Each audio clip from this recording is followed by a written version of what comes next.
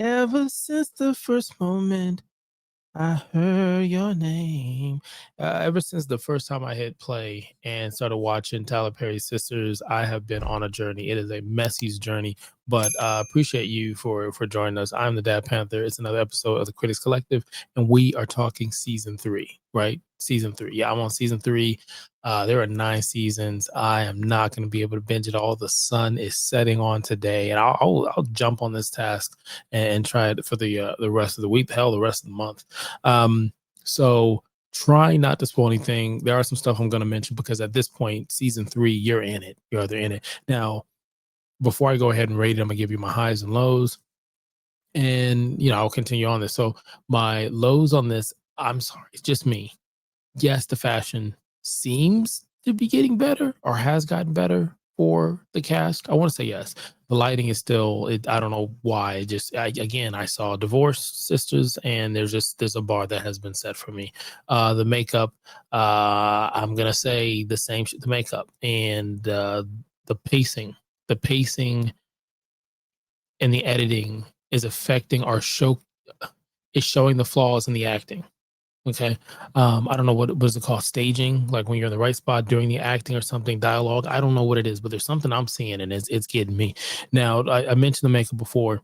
There's a scene that happened for last season where to me it showcased the makeup. Like there was a bronzer or something that was put on, and that shit just kept fucking shining. I'll say certain things like if you watch the show, you'll know what I mean by saying it for my notes. Rubber bullets. Rubber bullets. Like really? Rubber bullets. It's no different than the stabbing situation that happened earlier in this series where they'll do something big. I can only imagine what's going to happen with the other incident that we're going to find out about, but they do something big and then you're like, wow, oh, and then you get to the next season or next episode and you're like, oh, rubber bullets. Sabrina this season is the most chill, stable person. It seems like there's really nothing significantly going on other than the situation that happened with Maurice. So to me, I guess it's good that she, there's nothing going on. I don't have to focus too much on Sabrina for this season. Robin, and I won't even go to Robin yet. Gary, I said this from the first season. Gary, shaking my head, man. Just really just okay. So Andy, Gary, now it's Andy, Robin. That's going to be interesting. They do a lot of interesting stuff where and I don't know why they do it, but they do it where you question reality a little bit. If you know what I'm talking about, you know what I'm talking about. Fatima, oh my gosh, I love Fatima. I mentioned season 2. I love Fatima. I love Dani and Fatima, but Fatima, special place in my heart. Man, what a gorgeous woman. So Fatima, if I'm saying her name right, she's that woman. To me, I mean, she just seems like there's some in here who like like I thought there were some of them where I'm like, Andy, she a boss. She got a titty out all the time, but she a boss. Fatima seems like this sophisticated boss. Like I haven't seen really any flaws. There was a situation that happened in the supermarket, and the way she handled that with Zach, oh my God, like the maturity, the emotional intelligence. That's a thing. A lot of people don't have it, but she seems to have it and then some. So I'm loving her. It's an interesting storyline with Zach that's happening.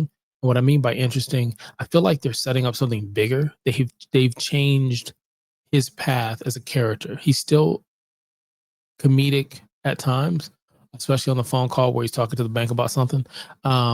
But a lot of it is it looks like they're going a different route with his character, and I'm liking it because he does need to move out, do his own thing, take care of his own destiny, and stop doing immature shit as a man. Like you got to start doing some real shit by yourself, or for your significant other, or with your significant other. So I'm interested in what they're gonna do with him, but he hasn't sold me on the fact that he's a changed man, if you know what I mean.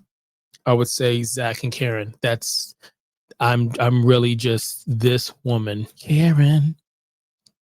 She won't stay out of her own way. Like you had an opportunity to be with someone, and you have an opportunity to be with someone who I'm just gonna say is a much better person for you, but you're so into this past relationship, it is draining not just her, but it's draining other people around her. Other people around her. It doesn't feel as much as Naomi from Divorced Sisters, where that was like they said multiple times, girl, you need to come on now. Like you fucking this up for everybody, including yourself. You need to just move on. And Karen, I don't think Karen's moving on. Dani, though she's still keeping it real, I don't see much of the reaction or the relationship between Dani and Zach. And I love that reaction, that kind of holding her accountable. But I can understand as Fatima is a different part of the sisters, if that makes sense. I don't know if she's fully a part of the sisters. I don't know. Let me know in the comments. But I will say she is toxic to me. I just feel like I don't know if there's something deeper for Dani's character for the reason that she is I feel like she's sabotaging her own relationship that seems like a positive relationship, unless her woman's tuition is just on another level, and we'll find out, or I'll find out as we get into season 4. But as of right now, I'm just like, isn't this what you asked for? Like we had talked about how the show started. It was like the question that the sisters are asking was, why am I single? Or why haven't I, you know, taking my relationship to where it needs to be. And I said before, the reason I said on the review for season 1, go check that out. But yeah, so let's go ahead and rate this. We rate stuff here from a 0 to a 5, with 5 being the best, excellent, and 0 being 0. Now, I will tell you this series has been running low for me. Really just not at the paces Divorce Sisters. I don't know, maybe just your first time. You never forget your first time. I talked about that. I still think there's some production value stuff that is not being taken care of, and it's hurting this. The pacing and the acting, not the acting by the actors necessarily. It just the direction, maybe from the director, the spacing, the editing, the low moments. Like I'll go back to the first part. There's a woman yelling, and this happened before, and I mentioned this, I think, in the last season. I'm at this point, I'm just used to this is what this is gonna be. But she's yelling, she's like, why are you in my bed? And she's got a gun, and she's like, why are you in my bed? Tell me why you in my bed. And the character, who was it? I'm gonna say, oh, it's Annie. Yeah. Andy was sitting there saying, I'm never gonna call him. I don't love him. I'm sorry. Like saying everything that the person with the gun is telling him. So the person with the gun is yelling and pointing a gun at him, at the person, and the person's like, I'm saying whatever it is you want me to say. And they're just yelling at each other. And as a viewer, you're like, all right, cool, I get it. I would yell whatever. What you want to play Simon Says, whatever you want me to do. You got a gun at me. The character eventually says, was it Jasmine?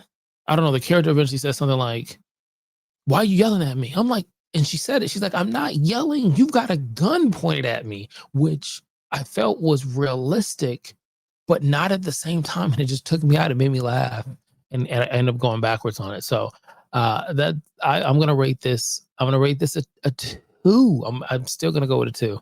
It's getting better. I can't stay away from the messiness, but it's a 2.